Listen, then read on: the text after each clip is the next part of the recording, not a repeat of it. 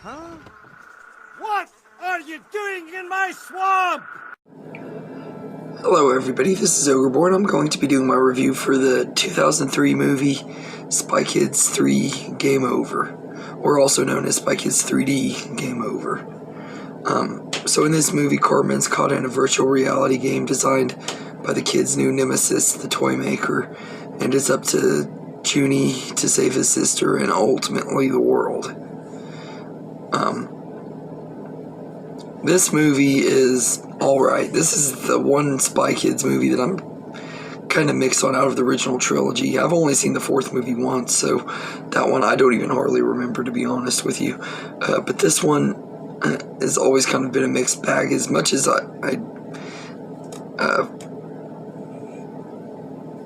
like the first two movies, this one from the get-go was a big disappointment. I think actually this might have been the first truly disappointing movie that I ever saw as a kid that really disappointed me, that I was so hyped for and everything. But because of how much I love Spy Kids 2, I was so excited for Spy Kids 3 and everything, and I felt like it just could have been a lot better than it was.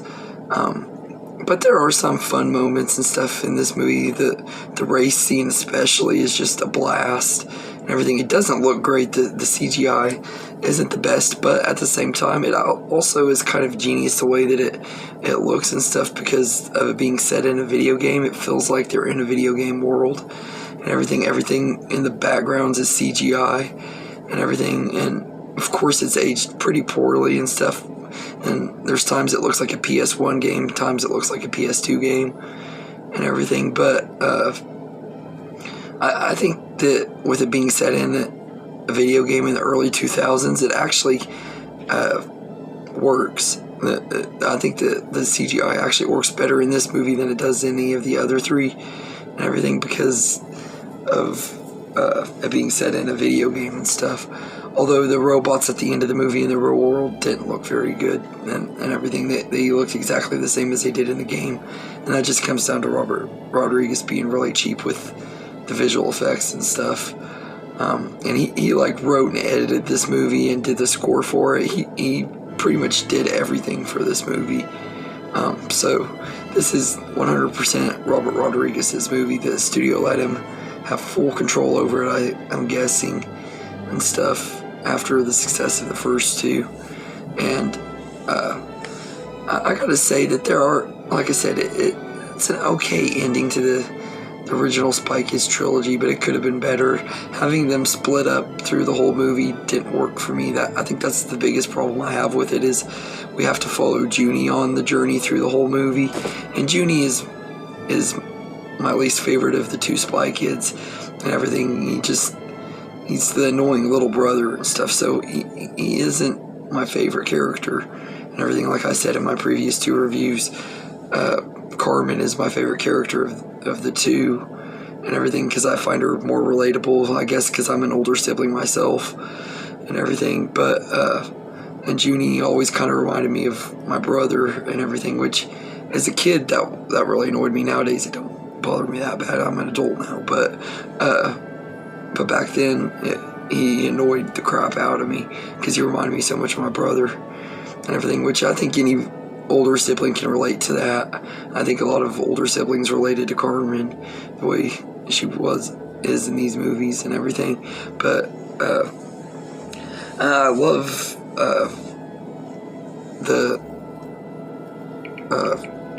performance we get from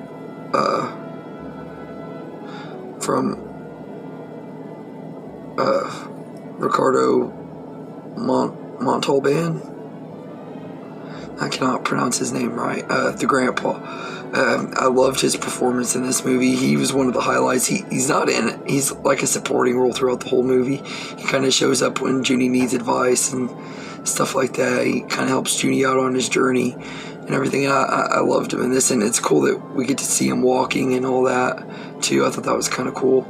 And the Toy Maker is the villain, played by Sylvester Stallone, is one of the weirdest villains in this movie, but he fits right into this franchise and everything. And like there's this part where the toy maker is having a conversation with 3 alternate versions of himself, and he's like this really weird, mentally messed up dude, and it's hilarious, and everything. But Stallone is hilariously over the top in this movie, playing all these different characters, trying to change his voice around. You could tell he was trying to have fun with it and everything, and a lot of people love to make fun of him for this movie, but I think he actually was likable, and I liked him as a toy maker and thought he was a pretty cool character. I just wish that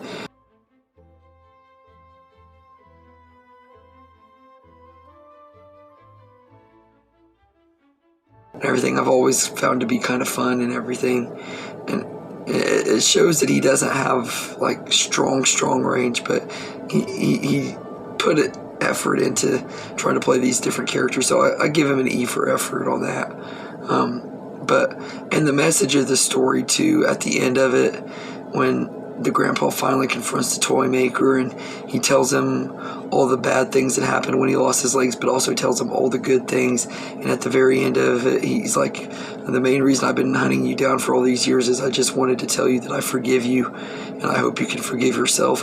Very great message to send out to kids. I love that message and everything. It's corny as heck, yes, but it is a very good message and everything, and that's one of the reasons why I don't hold this movie down near as much as I probably should and everything. And the morals of the story kind of make up for the rest. And there are a lot of really silly, dumb jokes in here and everything, but they don't rely too heavily on poop jokes and fart jokes like they did in Spy Kids 2, thank goodness, and everything.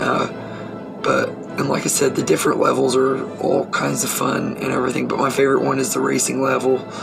It's just a blast. That whole 10-minute race scene is just a lot of fun. I remember when I saw it in the theater and everything in 3D, it was probably the one part of the movie that the 3D looked the coolest on and everything. And I think that was just because my eyes had finally adjusted to the 3D and everything, and it seemed like none of the other sequences after that really popped as well and everything, but that was a really fun scene and everything. And this was my first 3D movie as well, and everything. I remember when I saw it in the theater, I was really excited because I had never been to a 3D movie, and the 3D kind of was just meh, not really great, but it was fine for what it is. And this was a fun time. I enjoyed Spy Kids 3 for what it is. It's a not very great movie, but it's kind of corny and everything, and I can get why people wouldn't like it, especially adults, because it is more aimed at the kid audience and everything that these movies were made for and everything. But as someone who has a lot of nostalgia for these movies,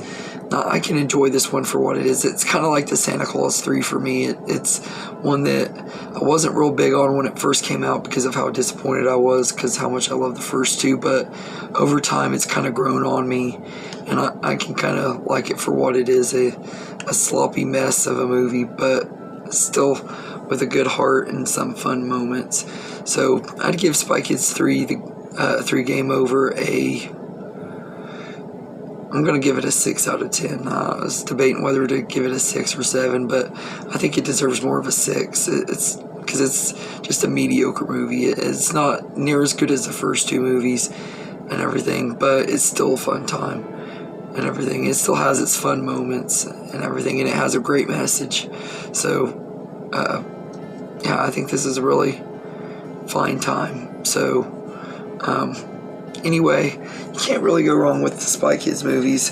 Even this one, it being the weakest one in the trilogy, is still watchable, and they're fun family movies. And this is one more that the kids can enjoy than the adults, but it's still a good enough time and everything. So, anyway, let me know in the comments what you think of Spy Kids 3 Game Over, and I hope you enjoyed this video, and have a good day, everybody.